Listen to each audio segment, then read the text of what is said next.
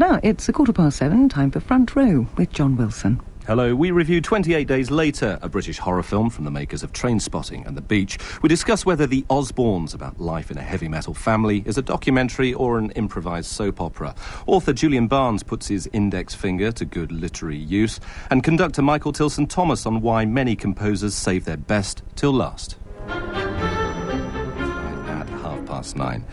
Now, despite his reality television reinvention, Ozzy Osbourne will probably prove to be little more than a footnote to pop history. Look him up in a book on rock stars behaving badly, though, and the index will run to many entries. See also bat-eating, hotel trashing, that sort of thing.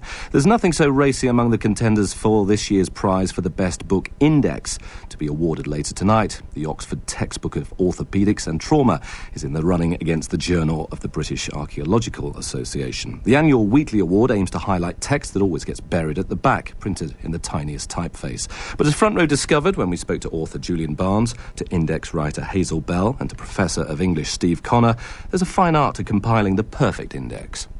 Barnes, Julian, novelist. An index is partly a way of checking things, but it's mainly a way of leading people to things, of whetting their appetite. Bell, Hazel K., professional freelance indexer. The index must lead you to the right place in the text, and it must be comprehensive. It must lead you to the right place in the text for everything you're looking for. For extremely long texts, this may mean the most enormous indexes. The latest index to Pepys' Diary runs to 318 pages. The index to Horace Walpole's correspondence takes 5 volumes. Connor, Stephen, Professor of English at Birkbeck College, London. An index forms part of those outworks, like title pages and footnotes and dedications and epigraphs. But an index is different because where they are adjuncts to the text, the index is a kind of double. The index, history of. There were biblical concordances and some subject indexes to Aristotle's works by the 13th century. The oldest printed index we have is to St. Augustine's De Arte Praedicandi, the art of preaching, which was published in the 15th century and followed by several more in incunabula. Danger of. The first man to prepare a concordance to the Bible in 1544 was sentenced to be burned at the stake. The index in fiction, by author. We feel that fiction should not be indexed because novels ought to belong to that experience of non-repeating time that's been the modern experience. The index flattens that all out. It turns something temporal into something spatial, into kind of a diagram. Nevertheless, I think that modern novels have begun to look outwards and to draw the index into them. There's a lot of playing around with what is actually the text of the book and what runs into the forward and over onto the flaps and into the notes and so on. And in some ways that's rather like painters like Howard Hodgkin, who paint over the frames of the canvas, or wood in his case. Samuel Beckett has intermittent indexes all the way through his very bizarre novel Mercier and Camier. He translated the novel, which he'd originally written in French, into English, and the indexes in the English version make very puzzling references to things that aren't in the English version but actually require you to know of the French version.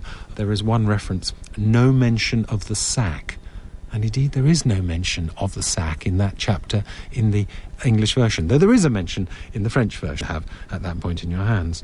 I think novelists have always blurred the edges. I mean, it's one way of trying to make their fiction seem more factual. The index in fiction, by character. In the Sherlock Holmes stories, Holmes, when he needs a bit of information, will reach for his index. This is an index that he maintains himself through cuttings. I leaned back and took down the great index volume to which he referred. Holmes balanced it on his knee, and his eyes moved slowly and lovingly over the record of his old cases, dated information of a lifetime. Voyage of the Glorious Scott. That was a bad business. Victor Lynch, the forger. Venomous Lizard or Gila. Remarkable case, that. Vittoria, the circus belle. Vipers. Vigor, the Hammersmith wonder. Hello. Good old index, you can't beat it. Listen to this, Watson. Vampirism in Hungary. And again, vampires in Transylvania. It seems to belong to that late 19th century dream in an era of mass communications that somehow a world that was turning into a world of information could be tabulated in some way. The index and poetry. We have the very bizarre convention of indexing books of poetry only by first lines, which can on occasion produce a weird kind of poetry in itself. Season of mists and mellow fruitfulness, shall I compare thee to a summer's day? She walks in beauty like the night. She was a phantom of delight. Since there's no help, come let us kiss and part. Surprised by joy, impatient as the wind, take, oh take those lips away. The index. Names in. In the index to a biography of Anthony Eden, this is the entry for his wife. Eden, Clarissa, née Churchill, later Mrs. Anthony Eden, afterwards Lady Eden, now Countess of Avon. And they were cross Churchill and Avon, Countess of.